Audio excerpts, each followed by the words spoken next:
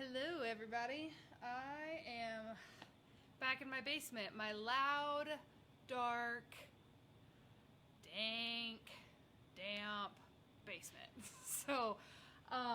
My dogs are also like running around the backyard trying to get in. So if you hear the dogs, don't worry about it. They're fine. I am gonna give this just a second. I had to reconfigure my basement a little bit. We have lots of furniture in this house, but none of it is ever stationary for too long, so all the things get shuffled around. If you've tuned into some other classes of mine, you'll notice that I've lost the bookshelf, but I've gained this little, I don't know, end table, I guess. So I'm going to pull this up on my other computer to hopefully be able to answer a couple questions in real time. I know we've got some of the other specialists that are going to be answering your questions as well. I also want to mention that this is a class that we have done before. So if you're like religiously watching all the Square One videos, this is going to be a repeat class for you. And there's a reasoning behind why we did that. This is the first class that I've done in the evening, number one. So we want to make sure that we are reaching the audience when it makes sense for them. So that is why we're doing this in the evening. We also wanted to make sure that we are giving everybody a live experience. So that's really important for us as well. So if you've seen this class and you don't need any more of this information, my feelings aren't hurt. Hope you guys reach out to us. But if this is the first time you are seeing this information, glad to have you join us. And if you've already seen this but you want a refresher, again, glad to have you. So I'm going to attempt once more to pull up this video on this other computer and make sure that my audio is good, because we've had some issues with the audio in the past. I can't imagine why. My air conditioning is running pretty loudly right now, so hopefully everyone can hear me. And if not, I will do my best to speak up nice and loud and we can get this party going. Alright, I see me talking on here. I'm gonna go ahead and mute that because I don't need to hear an echo of myself. Alright, and for everyone else, I have my personal phone on me, so if something were to go awry, just text me and let me know and I'll try to fix it on my end. But that being said, we're talking Facebook for small businesses and organizations. So just a real quick overview on this particular class. This is the first class that I started teaching for the library, so it's near and dear to my heart. But we know that Facebook is, it's more than a social media at this point, right? It's a tool for your advertising, marketing, and branding toolbox. And so this is something that is not necessarily like how to do a specific thing. If you're looking for, advice on how to upload a picture or how to create a post or what the heck a hashtag is, please reach out to me. Send me a message, send Square One a message. We want to have those one-on-one conversations with you. The last couple months, we've been doing a lot of this through Zoom and through Skype and through Microsoft Teams and through FaceTime and Messenger and pretty much every other video conferencing app there is. We want to make sure that you guys are getting the information you're looking for. Today I'm going to be talking about content and the algorithms and what works on Facebook. So without further ado, let's go ahead and get started. I noticed that we've got a couple people watching. Again, we want to make sure that we are hitting those people that haven't seen this before. So if you're watching out there, if you've got questions, I have it pulled up here. Ask them in the comments and we will do our very best for you this evening. So real quick, some topics I want to cover. I want to talk about branding and what does it mean to be brand aware when we are posting on Facebook. It's really, really important. I'm also going to talk about that nasty Facebook algorithm. Sometimes we think that we know what the rules are, but then the rules change. And so I want to tell you what the rules are right now and where they may be going in the future. We're also going to talk about what makes a good photo, how to do videos on Facebook, and lastly, some tools that might help you out with your Facebook ventures. So, what is your brand? This is a question you're going to have to ask yourself. Unfortunately, I don't have that answer for you, but you know your business better than anyone else. So your brand is what you want people to feel and what you want people to think when they hear your company or when they see your product. We want people to have those good feelings, right? So when you're posted on Facebook, under your Facebook page name, right? So I'm Hannah Taylor. I have my own Facebook account, right, for all my personal stuff. But when I'm posting under the Square One Small Business account on Facebook, that's a different brand, right? The Hannah Taylor brand is just a little different than the Square One brand. So I want to make sure that my voice is true to the brand in which I'm posting under. So that's the first thing we have to ask ourselves. Is this the voice of my brand? And sometimes it's a little more professional. Maybe it's really laid back. Maybe it's kind of funny. Maybe it's really stoic. Maybe it's short and sweet and to the point. Or maybe you like to explain a lot and have a lot of text and a lot of copy.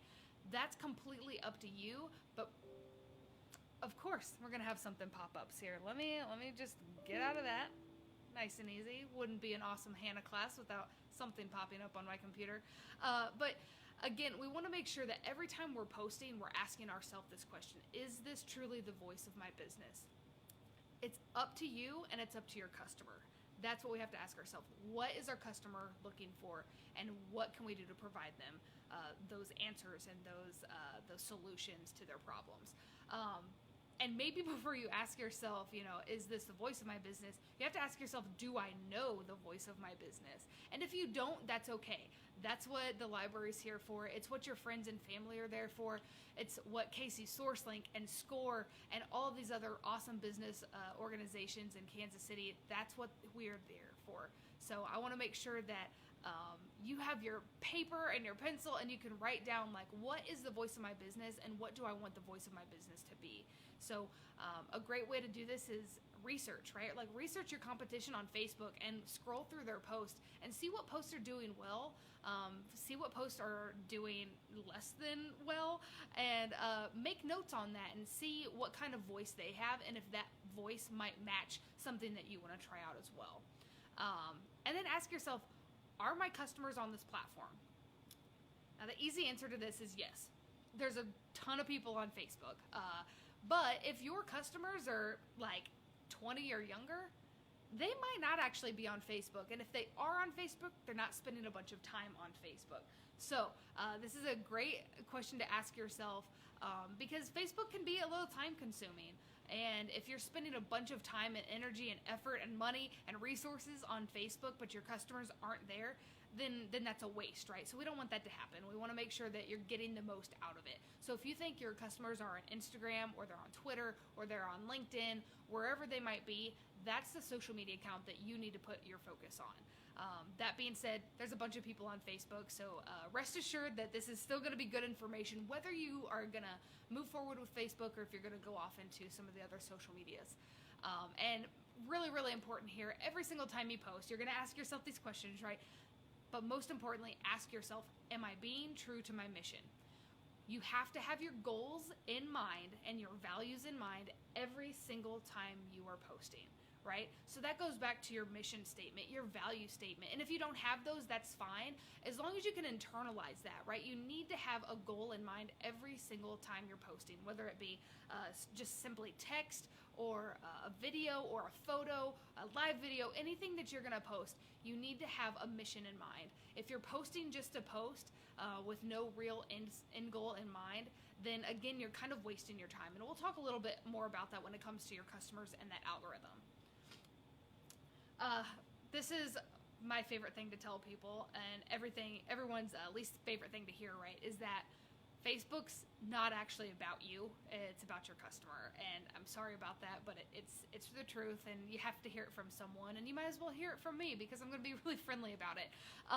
But social media, besides the name, right, it's not a vanity project. And so that doesn't mean, we're posting what we think we need to be posting, or we're talking about ourselves the entire time.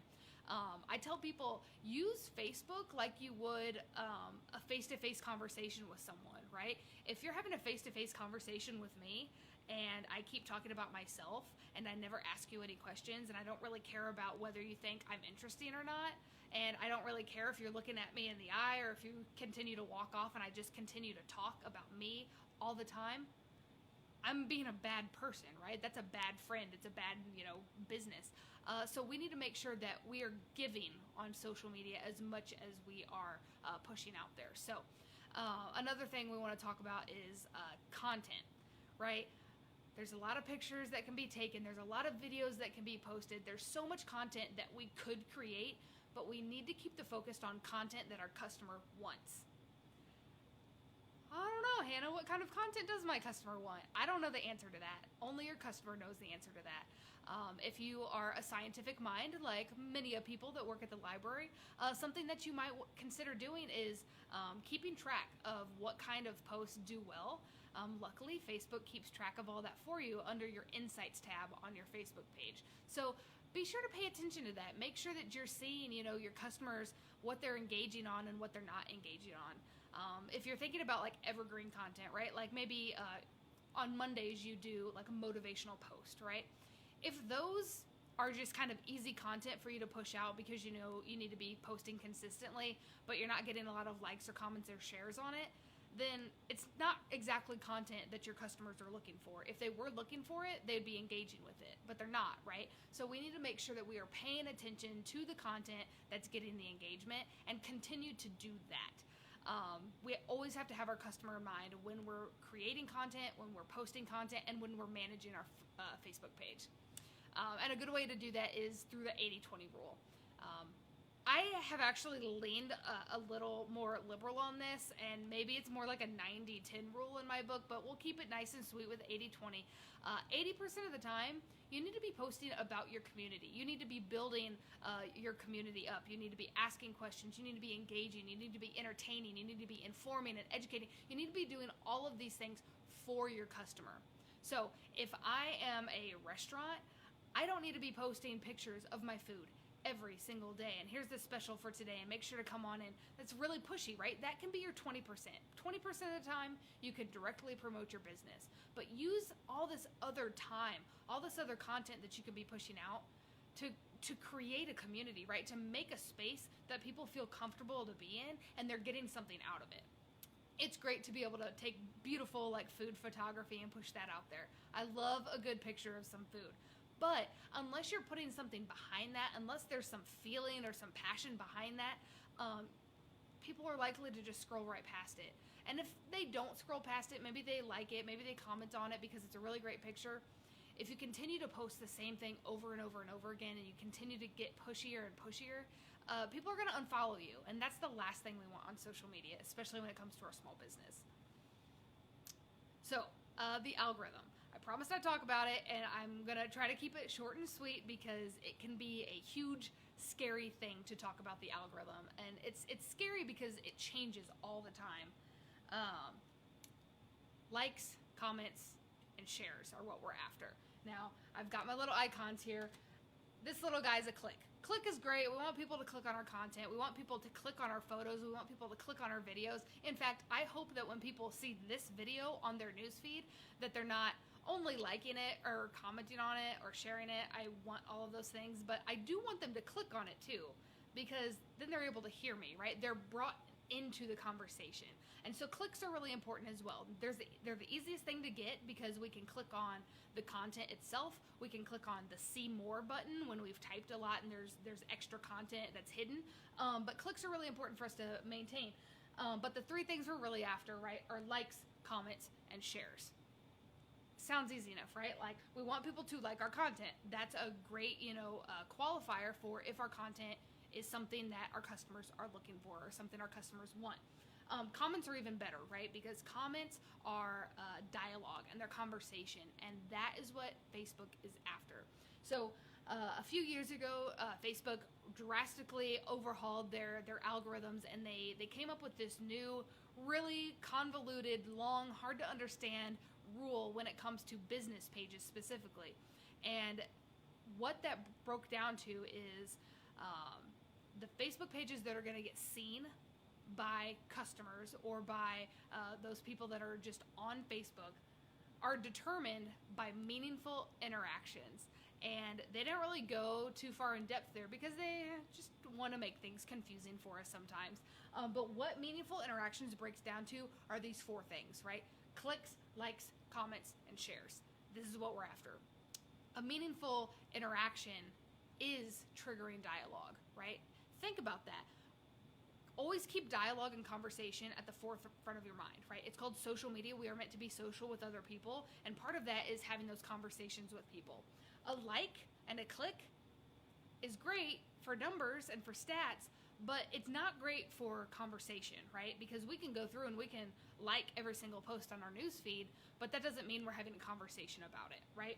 All of a sudden somebody comments, or we comment on a post, or somebody comments on our post, and they're asking a question. They're saying, wow, what a great picture. Oh, I can't wait to come in. This is such a great restaurant. Whatever they're saying something. And that's really, really important when it comes to the algorithm, because there's conversation happening. So knowing that, how do we as a small business page manager focus on getting this, right? A great, easy way is to ask your audience a question. Say what you need to say, and then ask them how they feel about it. Or post that beautiful food picture and say, who would you want to share this meal with, right? All of a sudden, they're thinking a little bit more about it, and sometimes pride gets in the way a little bit, and we always want to respond. We want to have our input heard. And so comments are at the forefront of that algorithm. And then, of course, we love our shares, right? If I am just so blown away by content that I can't help myself but to share it with all of my followers as well, that's what the businesses are after. They want the most people possible to see that content. And so, again, I'm telling you all this, and it's hard to take in. It's hard to remember all this when you're getting ready to post something. But ask yourself, is this post that I'm about to, share on Facebook, does it have the possibility to get any comments at all? Or am I just posting something to post, right? What conversation am I starting? What dialogue am I going to trigger right here? So, meaningful interactions. Wildly important. If you have more questions on the algorithm, again, please comment, reach out to me, email us. I want to answer these questions for you. Okay, we're talking about shares. Shares are really important. We know that, but we need to ask ourselves, why do people actually share content? And this can sometimes be a little funny, especially because we all use Facebook on a personal level as well as a business level. But people share content to be social, right? They see something, they think this is really important, or they think it's funny or whatever, and they send that out. And sometimes it's, just a funny meme, or sometimes it's a recipe, or maybe it's a giveaway of some sort. But we share things to be social with our friends and our family. But recently, right, we know that people are sharing content to express how they feel about a topic. And yes, that can get political, but it can also, be genuine as well. It can really be something that educates your customer, or it educates your customers, friends, and family on why they follow your business. So think about those reasons as well, because it's not all funny. Facebook, we love to be entertained, but it's not all entertainment all the time. Sometimes it can be a little more serious at times, and we want to make sure that we are giving people content that they feel comfortable sharing, or that they would have the need to share. One of my favorite things why people share stuff on social media is the show off, or the humble brag, as I like to call it. I don't know. You guys know. I don't really need to explain it to you, but there's always a person that will share an image of a beautiful beach, right? And they're like, oh, I loved my time in Barcelona. It was so much fun. I can't wait to go back, right? They're not necessarily sharing that because they want everybody to see this beautiful picture, but they want everybody to know that they've been to Barcelona, right? And so use that to your advantage, right? If you know your customers, kind of like the humble brag a little bit, or let people know that they were the first people to find something or learn something, push that out there as well. Your content is completely up to you and your customers. So if you know your customer well and you know why they're sharing content, post content for them to share. Again, with the proving that they were the first person to find something, gotta love it. Human nature, it's a beautiful thing, right? If you want to succeed at social media, go take a class in psychology, because knowing how people think is probably the best way to get really, really great at content creation. Again, we like to make people laugh. We like to make our friends and our colleagues laugh. So if we see something that's funny, of course we're going to share it. Those are my favorite businesses and different page accounts to follow are the people that make me laugh. Especially when things are sometimes hard to look at sometimes. Sometimes scrolling can be a really a giant pain. So some of that funny stuff is really, really important as well. That being said, if you're not a funny person naturally, and that's not a dig at anybody, it's worse to not post funny or entertaining things than to post something that you think might be funny but isn't.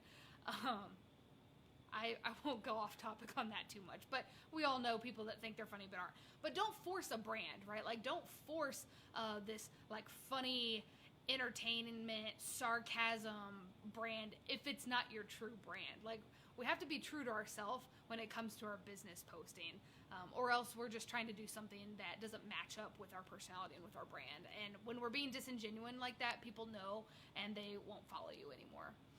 And then again, another great reason why people share content is to learn and to help other people learn something. So again, if you do something really, really well, or if you have some sort of a knowledge about something that might be really hard to understand or comprehend, type something up, like write a blog about it or share a video about it and help people help explain something to people that they might think is really interesting and learn something from. So there's a bunch of content that you've got the ability to push out, but you have to understand why people comment and share on content in the first place. And these are some of those reasons.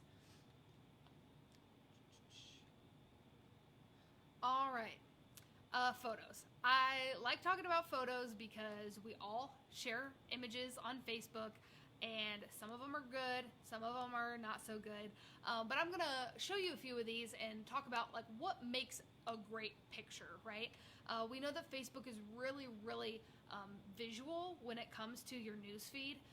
Unfortunately, if we're just typing text, people are scrolling right past it. Not because it's not interesting or they're not, they think you're a terrible person that shares terrible things, but like it's hard for the eyes to catch up with how fast we scroll, right?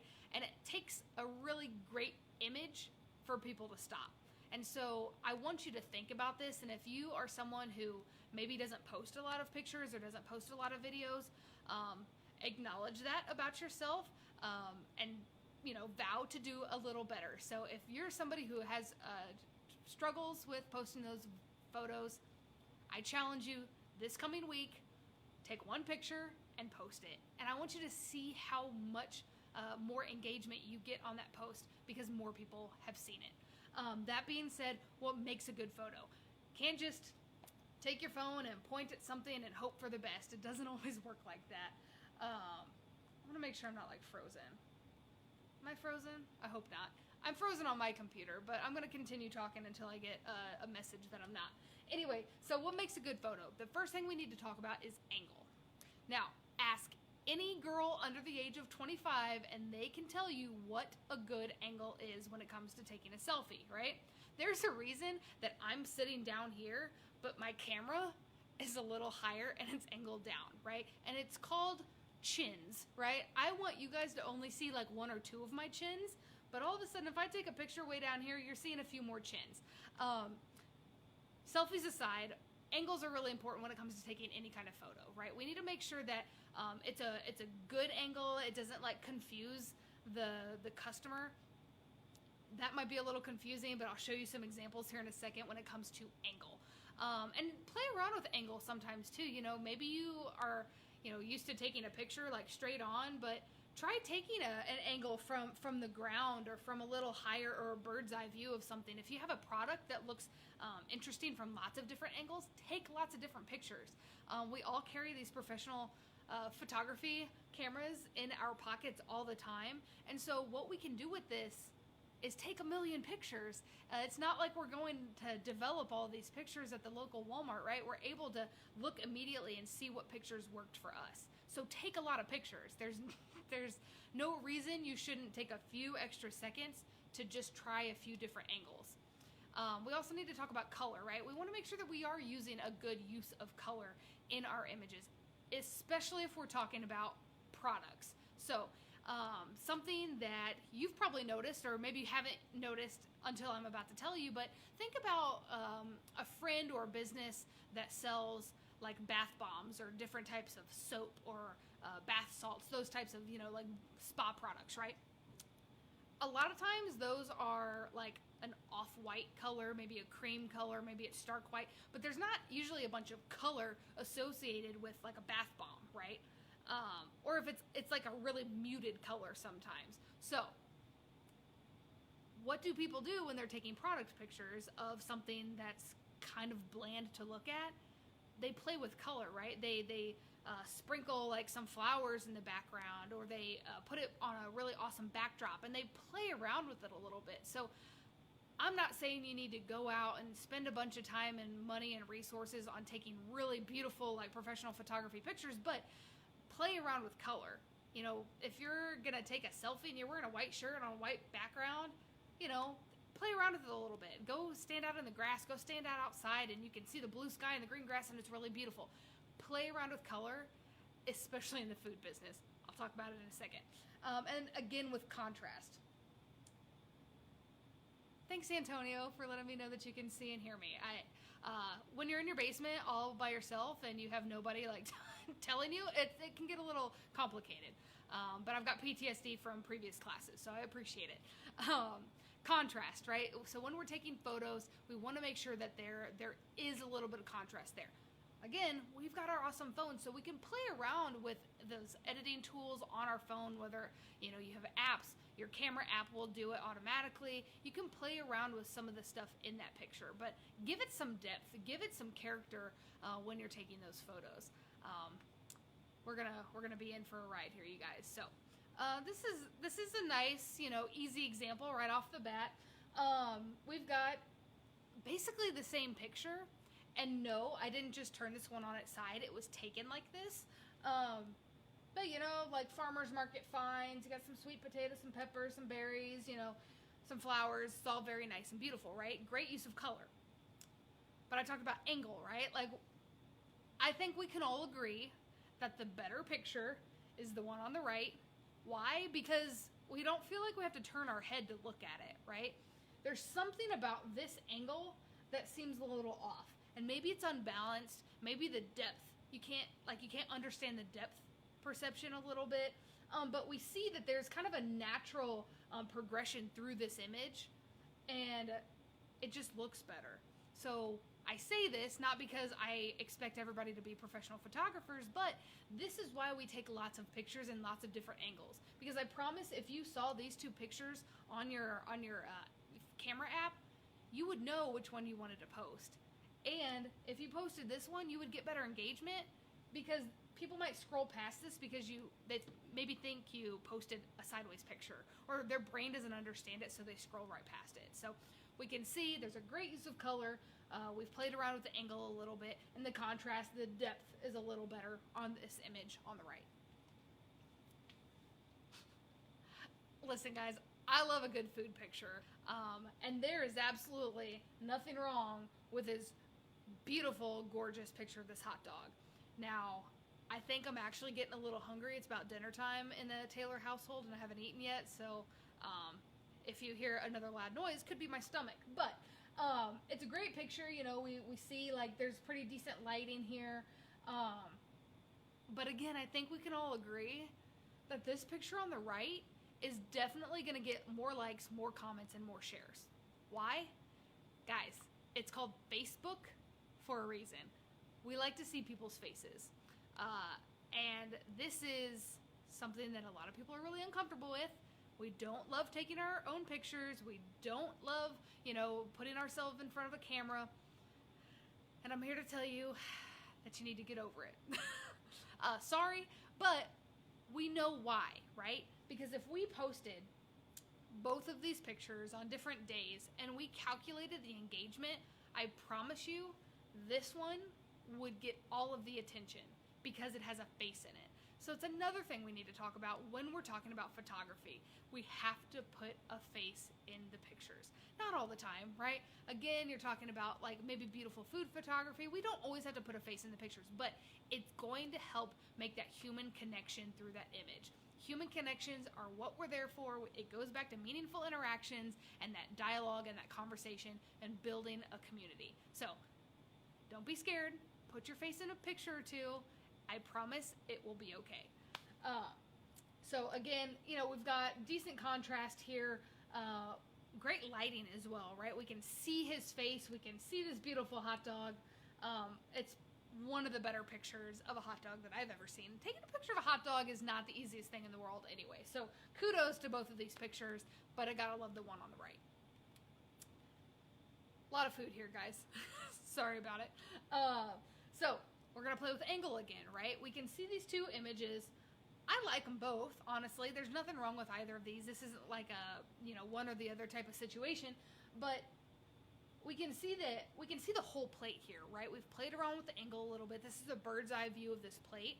If you're creating a menu, if you're doing some sort of, you know, product, you know, push on your Facebook page and you want people to see lots of different images of different products, play around with the angle. We know that this shrimp po' boy looks real good, right?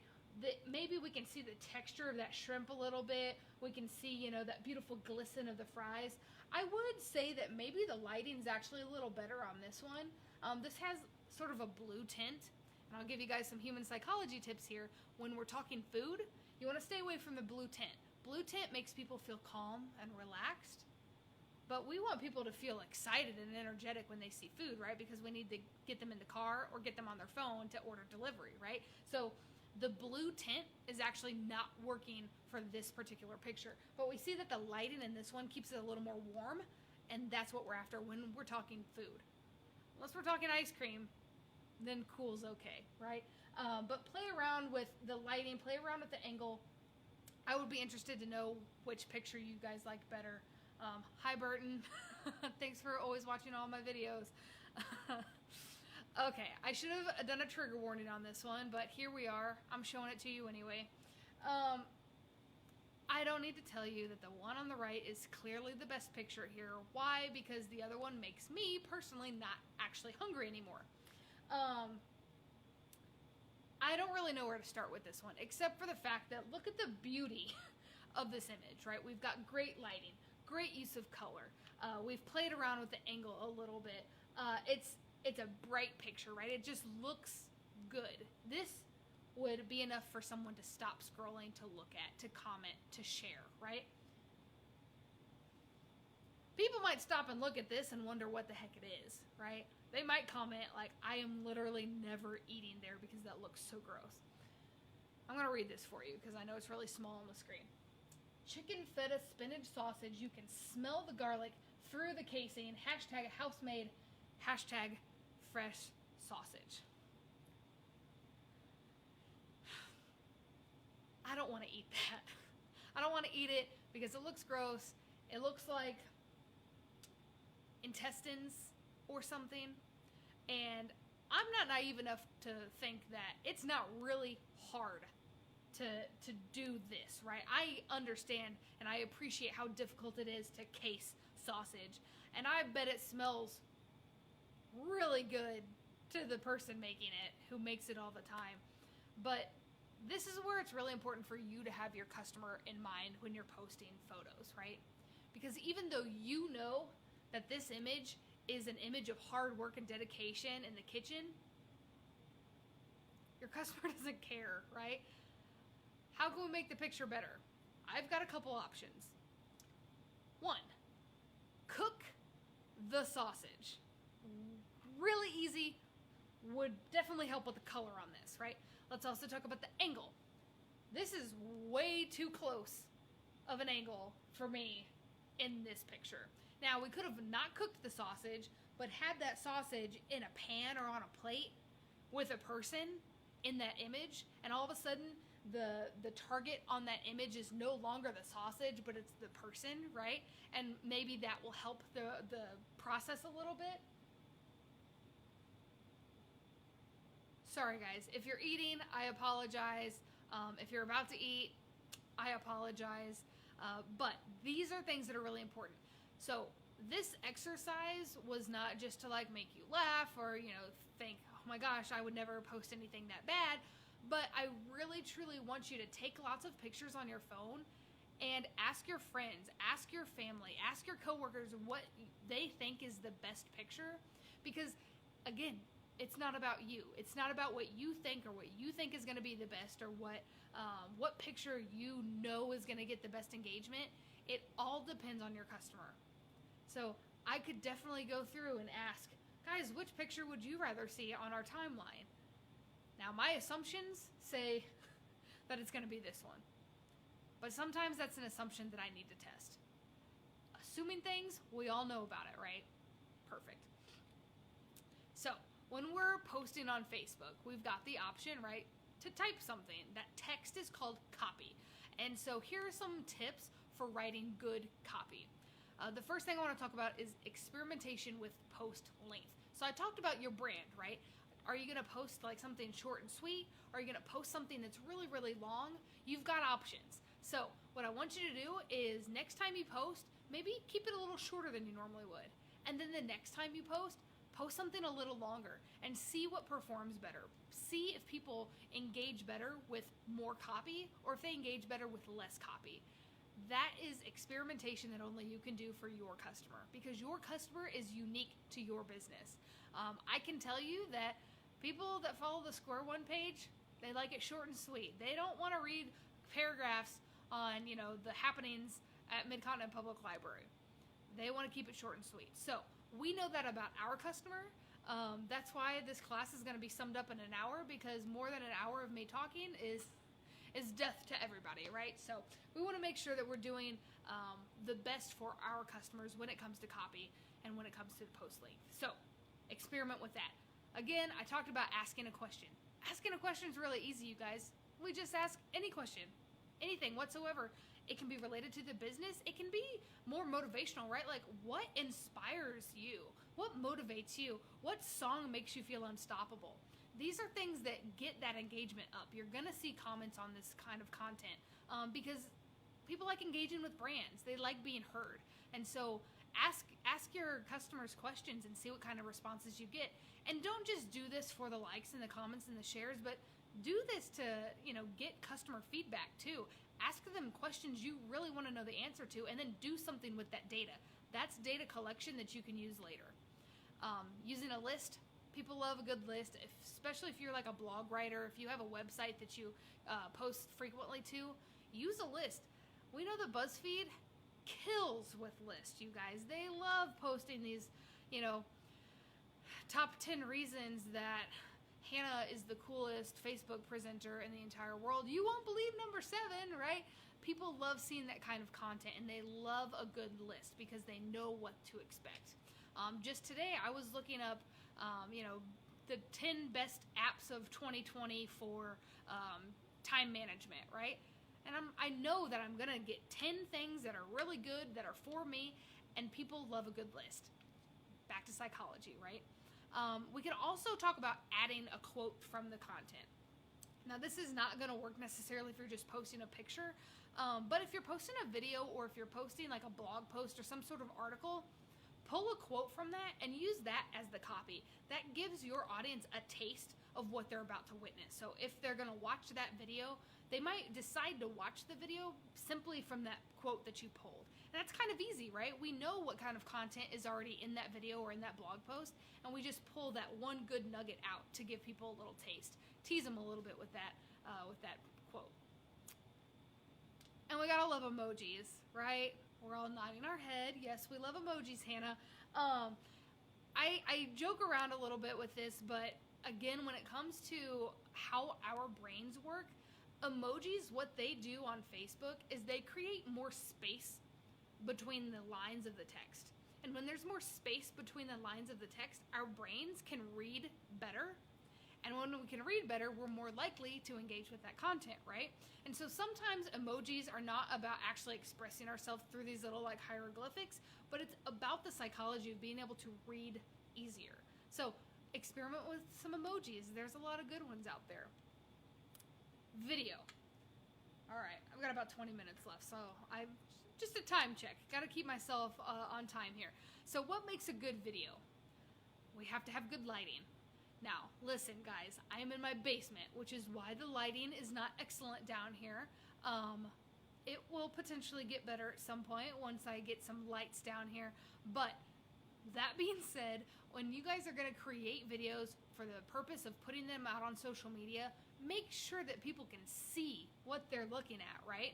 So as an example, I know that down here it's a little dark, right? If it were brightened up a little bit, it would be a lot easier to see my face, and it would be maybe a little easier to see the screen. Because right now my phone is working overtime, focusing on me because I'm a little further in front of my TV screen here. And if I turn around and I kind of fall back, then it goes to focus on the screen itself. And what happens is that when the focus goes in and out, this screen is sometimes harder to see, right? So lighting helps that. If you're in a well-lit area, put all the lights on, open those windows, get all the natural light in that building or in that room as possible, and keep the light source behind the camera.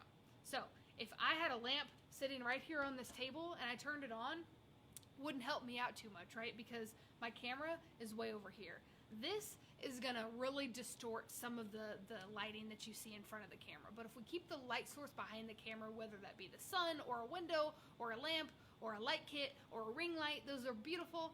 Keep it behind the camera because that's gonna illuminate everything that the camera is currently staring at. Now, when we're talking selfies, right? We know that if I'm taking a selfie, the infamous car selfie, right? We all know them. We all love them. If I'm taking a car selfie and I know that I need to keep the light source behind the camera, what happens when the sun is directly behind my camera, hits my phone, there's a giant shadow on my face, right? Which is why we play with angles a little bit and move that shadow off your face. Play around with it. You'll know what I'm talking about. What else makes a good video? Audio, you guys. We have to have good audio. There's a reason that I have a microphone right here, and it's because I've consistently heard from my customers that they can't hear me very well. And I know that I'm in my basement, and we've got the AC cranked, you guys. I've got a pregnant wife at home, so we've got the AC on full blast. It's going all the time, and it's going right now. You can probably hear it. But I'm talking loudly, hopefully, and this microphone is picking it up. I'm not saying you need to go out to Amazon and buy a microphone today, but just make sure that you can control the audio. People will forgive you for bad video, but they will not forgive you for bad audio. We don't like the sound of bad audio, or when we can't hear something, or when it's too loud, or when it's a little crackly, right? There's that feedback. We don't like it. Something right now that we've all experienced that we haven't really necessarily experienced in the past are these Zoom calls, right? We know that the audio on those Zoom calls is really, really important, or else why are we even on it?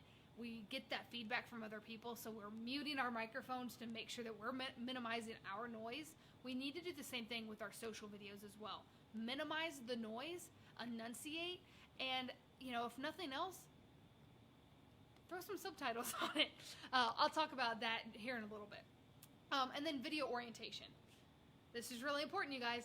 We love taking videos like this. It's because this is how we text, this is how we call, this is how, we swipe. We live our lives with our phones vertically, right? But when we're talking video, I want you guys to look at the shape of my screen here and look at the shape of my laptop screen. We can see that, right? We need to make sure that when we are taking videos that we are serious about, right? We're pushing these out on social media. That's important. Make sure that you're holding your phone in landscape mode.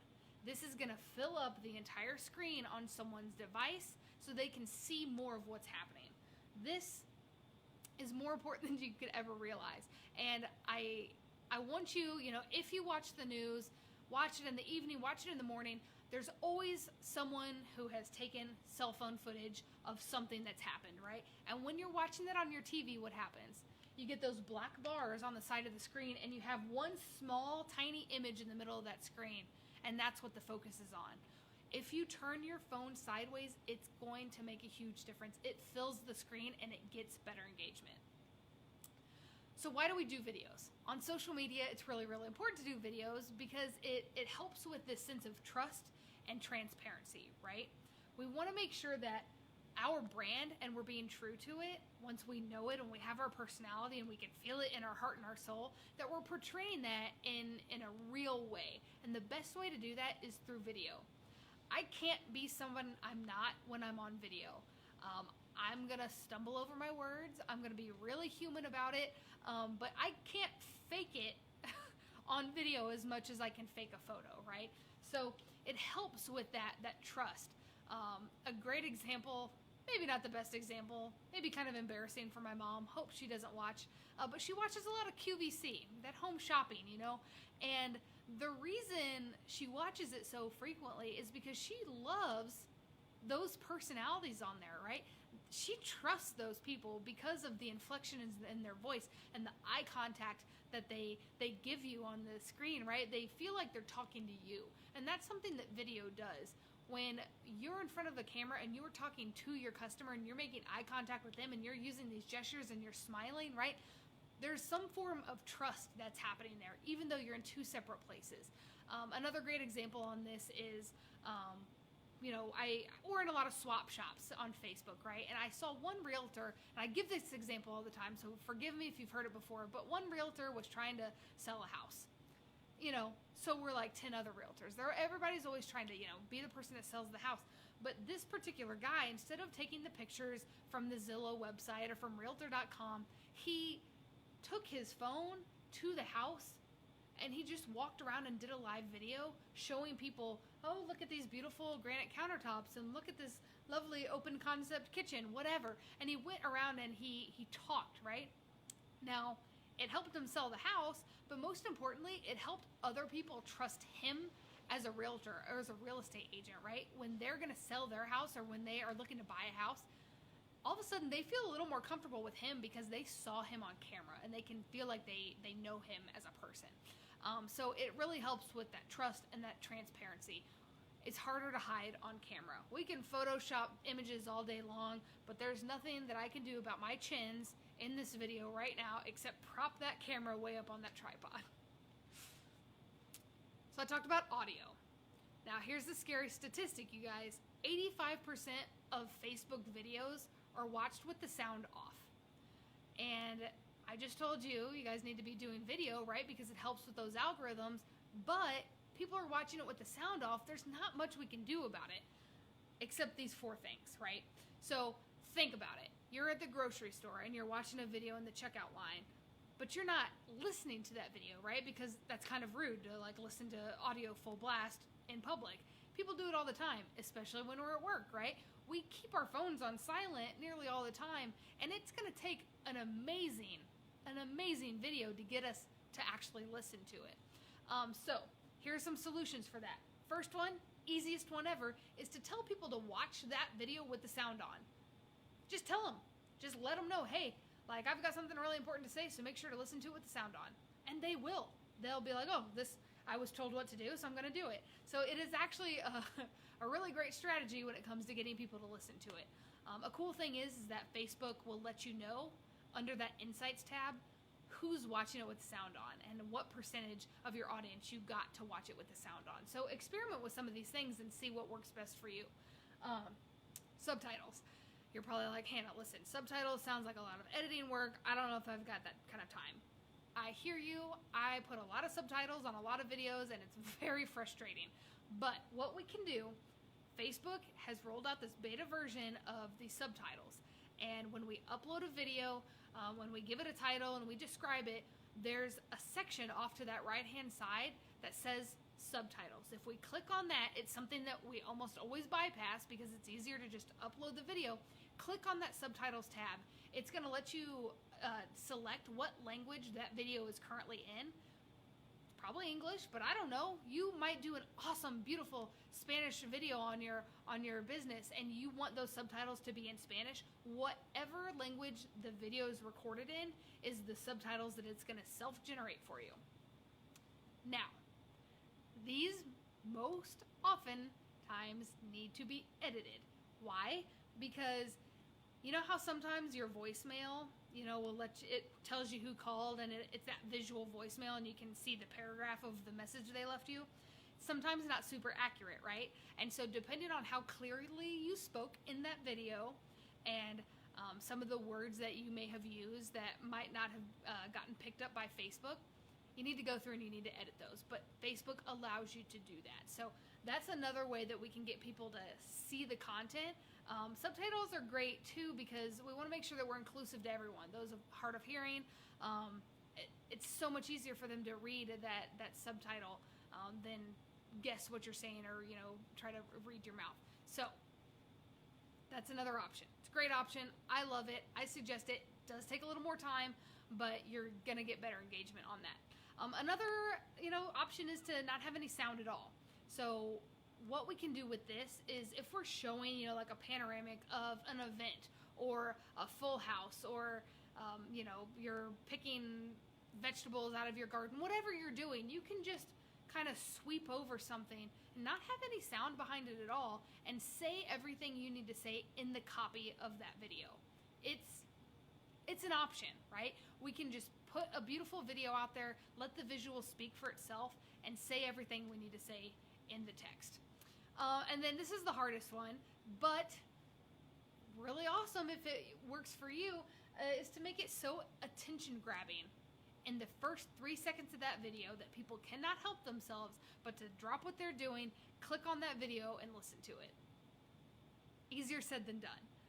But if you've got 3 seconds right in the beginning that's just attention grabbing and awesome and piques people's interest, then that's great. Continue to do that, and if you do it consistently, send me a message because I need to learn your secrets. It's really hard to catch people's attention that quickly, but these are some options for the audio issue of that 85% that are watching with the sound off.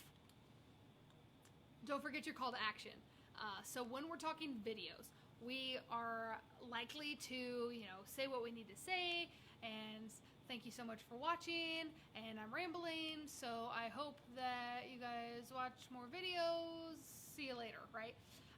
We have to remember to tell people what to do next. So in that video, we need to say thank you so much for watching my class. It would be really awesome for me if you would fill out this survey at the end and let me know how I did.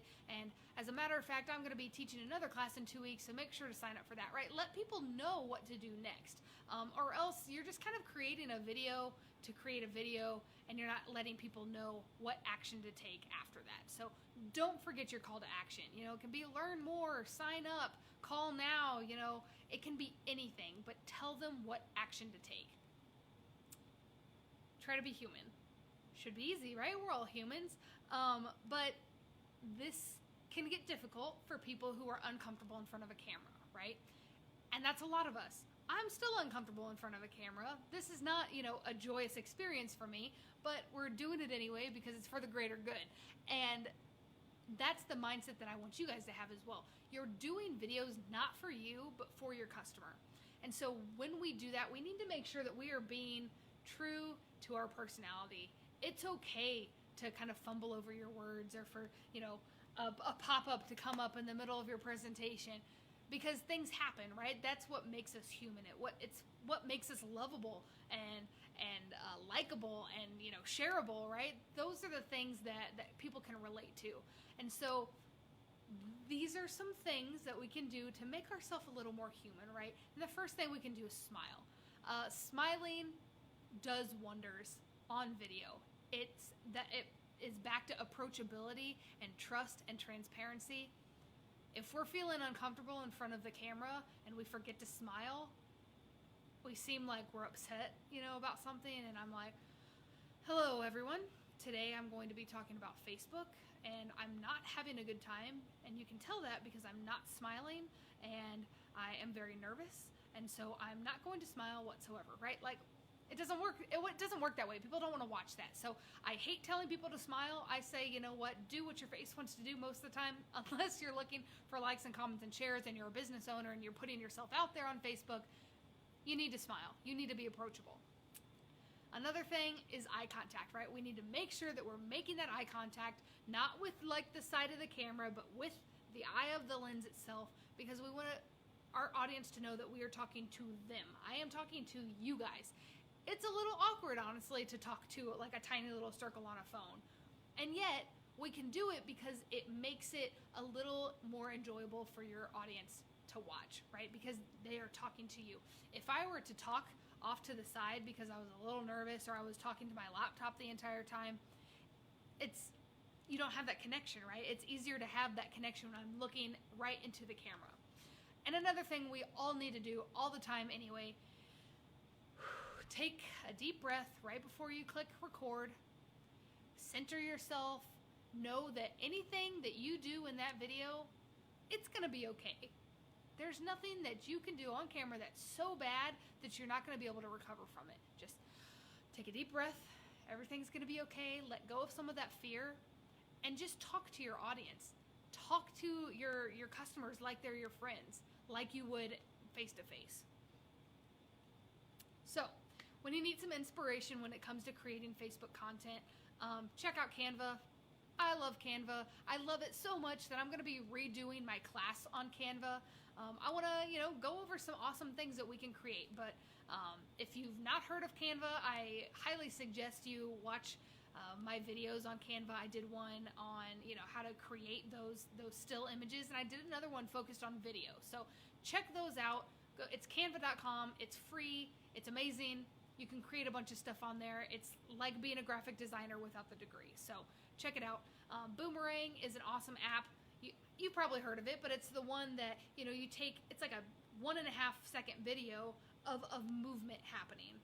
So if you are reading a book and you want, the book to open and close, it's going to be that still image that's moving a little bit. And it gets really great engagement because it's technically a video, even though it didn't take you too long to make. So check out Boomerang, download that on your phone.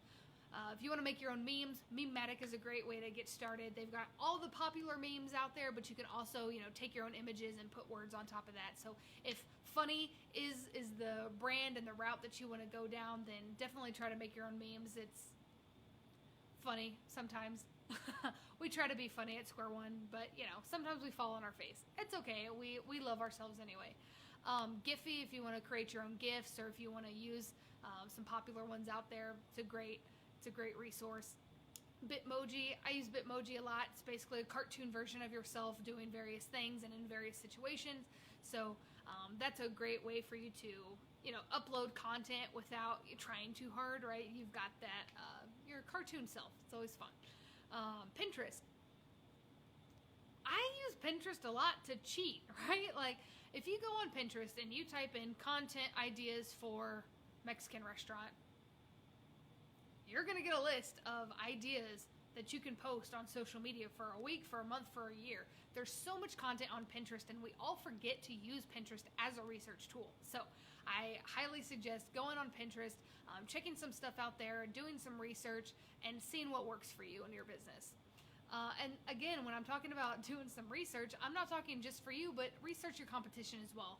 Again, research what they're doing well, what comments they're getting, what kind of shares they're getting, what you think works well and what doesn't work well. See what kind of content is falling flat, or see how they react to different situations, and frame your brand and your marketing strategy around their failures or their successes. So it's always good to see where our competition's at. And when you need efficiency, definitely think about, doing some sort of social media calendar. Now, there's a bunch of apps out there that will allow you to do this. There's a bunch of schedulers out there, and I'll talk about that in a second. But sometimes a pencil and a piece of paper works just as well. Have an idea of the content that you're going to post for the next couple of days or for the next couple of weeks. This is going to help you in the long run. As a small business owner, you want the focus of your job to be what you're passionate about, whether that be, owning that restaurant or printing those t-shirts, or, your small business consulting, whatever you're doing, you want your focus to be on that and not always promoting yourself on social media. So use some of these apps for efficiency. Social media calendars, plan it out in advance. Scheduling apps, once it's planned, you can schedule it and you don't really have to touch it again after that. It can be, it's Tuesday today. We can schedule content to go out through Friday or through Sunday, and all we really have to do is check in on it or respond to comments. That's easy, right? But sometimes creating content on the fly, it's like, oh, it's Tuesday, I need to post something because I didn't post something yesterday. That's when you get into content that doesn't necessarily work as well. So plan it out in advance. It's going to be good for your mindset, and it's going to be good, for those stress levels to plan things out in advance and stay organized. Stockpile photos and videos. So always be taking pictures, always be, videoing something. Sometimes, it's not going to be useful for a while, but if there's something funny or if something interesting is happening, take a picture of that dog and sit on it for a little while and then post it on National Dog Day. You're going to have content for that. So take a lot of pictures. If you've got the space on your phone, keep them on there for as long as possible, because there's always going to be a reason for you to share that later. You will regret taking a picture and deleting it, and then a year later you're like, I wish I had that picture, but I deleted it. So try to keep as many things as you can. If you're having storage issues, I highly suggest, some of these third-party apps for storage. You can get a hard drive, get a flash drive, or get an iCloud account or Dropbox or Google Drive. There's a lot of different ways out there for you to store some of that as well. Pay attention to what's trending. So, I don't need to talk about what's trending right now on social media. We all know. But we need to pay attention to those things. Why? Because we don't need to be insensitive to what's happening on social media. And we also want to make sure that we are culturally relevant in the things that we post. That's all I'm going to say about that, but these are things that we need to be aware of. If we're not aware and we have our head in the sand, we're going to be the person and the brand that looks like a fool later on when we post something that didn't get the engagement that we thought it would get. Set goals. If you're posting without goals in mind, then there's no way for you to go back and research and do that data analysis, right? So have goals in mind. Have the goal for June, like, I want to gain 20 new followers this month, and this is how I'm going to do it, and these are the things that I'm going to post in order to do that. Or for the month of June, I want my engagements on my post to go up 300%, or whatever. Set goals, and then go back and make sure that you're keeping yourself accountable with those as well. And lastly, take advantage of productivity and those creative moments. It's really, really easy sometimes to get in the zone and get quickly out of it. So I suggest that if you are super productive, stay in that zone for as long as possible. Try not to get interrupted. And if you are interrupted, but it's something that can be held off for a little longer, continue doing what you're doing, because it's going to save you time in the long run.